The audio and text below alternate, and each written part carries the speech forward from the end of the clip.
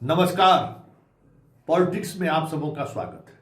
और आज हम पॉलिटिक्स में बिहार के एक ऐसे पॉलिटिशियन की चर्चा करने जा रहे हैं जिसकी भूमिका तो सारथी की थी, लेकिन उस भूमिका में जिस तरीके से उन्होंने भूमिका निभाया है, प्रदेश की राजनीति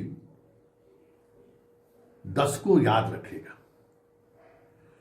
इतिहास लिखने वाले जब नीतीश का इतिहास लिखेंगे तो उस सारथी की भी चर्चा करना उनकी मजबूरी रहेगी। हम बात उस सारथी की करने जा रहे हैं जो पूरे चुनावी प्रक्रिया के दौरान कई मौके पर आलोचना का सामना करना पड़ा। कई मौके पर उन्हें यह साबित करना पड़ा कि मैं बीजेपी के नहीं, नीतीश के प्रति लॉयल हूं। बीजेपी के प्रति नहीं, मैं आपके प्रति लॉयल हूं, यह साबित करना पड़ा। बात संजय झा की कर रहे हैं। देखिए, संजय झा की पूरी भूमिका को अगर समझनी हो तो जरा इस 3 वीडियो के सहारे समझिए जो कल की वीडियो है। नीतीश कुमार किस मनः स्थिति में है, इस 3 वीडियो से आप समझ सकते हैं।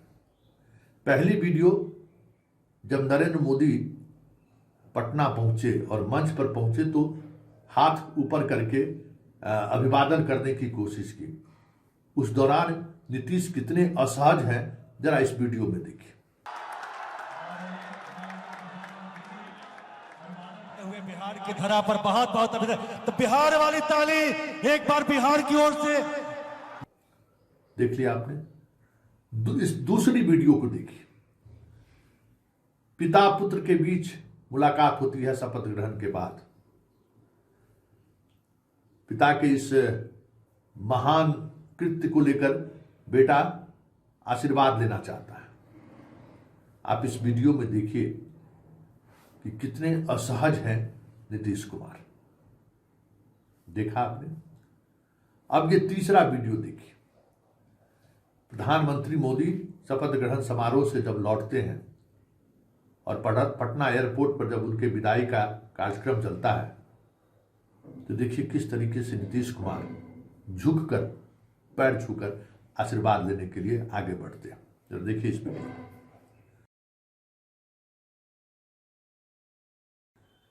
ये 3 वीडियो यह दिखाने के लिए, यह जताने के लिए काफी है कि वो नीतीश अब नीतीश नहीं रहे जिस नीतीश को इस प्रदेश ने देखा है।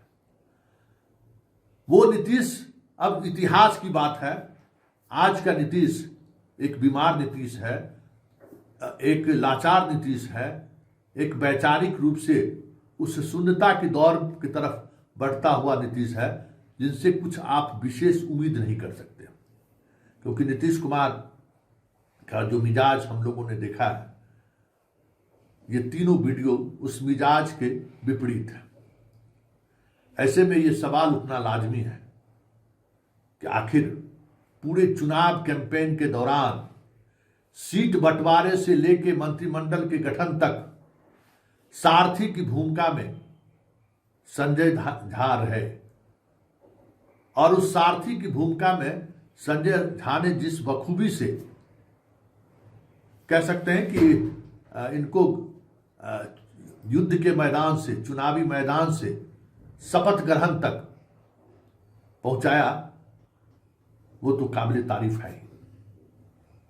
क्योंकि इस पूरे चुनाव कैंपेन का जो इनसाइट स्टोरी है, वो इनसाइट स्टोरी चीख चीख कर कहता है कि अगर संजय झा जैसा सारथी हो तो एक अनफिट कप्तान के सहारे भी विश्व कप जीता जा सकता है।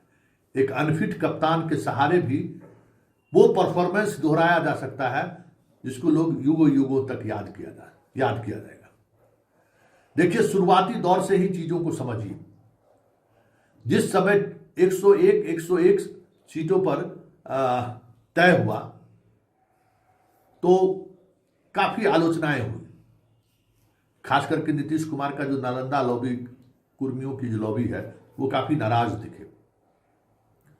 लेकिन लोकसभा चुनाव में कम सीटों पर नीतीश लड़े थे। विधानसभा चुनाव में जिस परिस्थिति में नीतीश थे, बराबरी का सीट इन्होंने दिलवाया, बराबरी के सीट पर लड़े।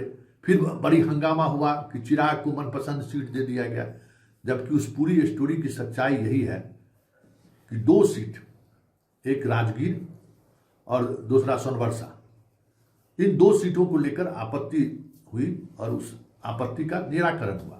सोनवर्षा सदा को पहले ही नीतीश टिकट दे दिए और राजगीर पर तो वो वीटो लगा दिया कि भाई, और स्वाभाविक तौर पर ये इन लोगों ने भी माना कि भाई राजगीर तो मेरे डेवलपमेंट का, मतलब विकास का एक राष्ट्रीय फलक पर एक मॉडल है, अंतर्राष्ट्रीय फलक पर एक मॉडल है, वहां हम कैसे लड़ने दे देंगे। बात सिर्फ इतनी ही थी और वो बात बन भी गई। लेकिन जो खबर बनी और इस खबर के बनाने के पीछे जो भी लोग रहेंगे उनके बारे में कहने की जरूरत नहीं है, लेकिन इस खबर के सामने आने के बाद लोगों का, नीतीश के समर्थकों को लगा कि नहीं, टाइगर अभी जिंदा है।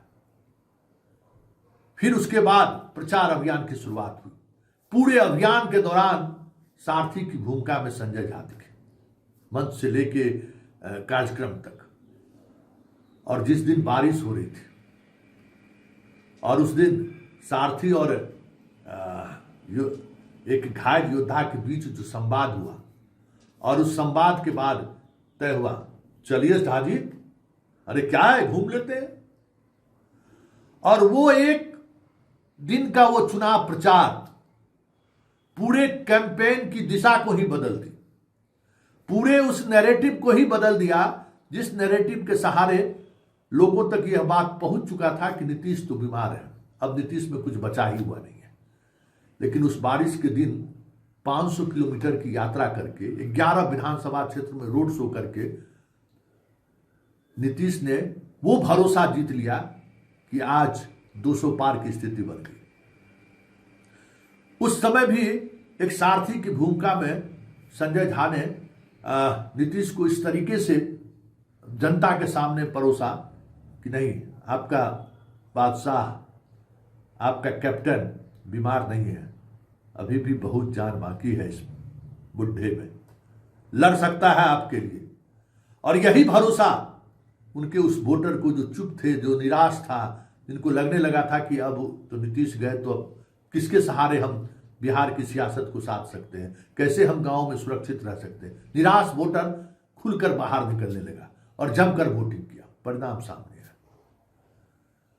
यह दूसरा मौका था जब सारथी को यह प्रूफ करना था कि नहीं, नीतीश कुमार स्वस्थ हैं और इनके सहारे हम लोग चुनाव लड़ रहे हैं। तीसरा मौका मंत्रिमंडल गठन को लेकर था। मोदी की सरकार, या यूं कहे कि अमित शाह गृह और शिक्षा विभाग को लेकर पूरी तौर पर अड़े हुए थे। विधानसभा अध्यक्ष को लेकर कोई कहीं दूर दूर तक इस पर चर्चा नहीं है। और ये हम ऐसे सूत्रों के हवाले से या ऐसे व्यक्ति के हवाले से खबर चला रहे हैं जिसके बारे में मतलब इससे बड़ा सूत्र कुछ हो ही नहीं सकता है।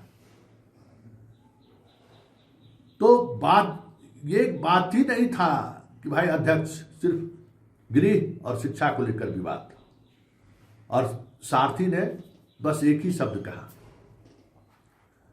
कि ये चुनाव प्रबंधन के सहारे नहीं जीता गया है, यह चुनाव एक ऐसे व्यक्ति के व्यक्तित्व पर के सहारे जीता गया है जो भले आज उस मन स्थिति में नहीं है, लेकिन चेहरा तो वही है।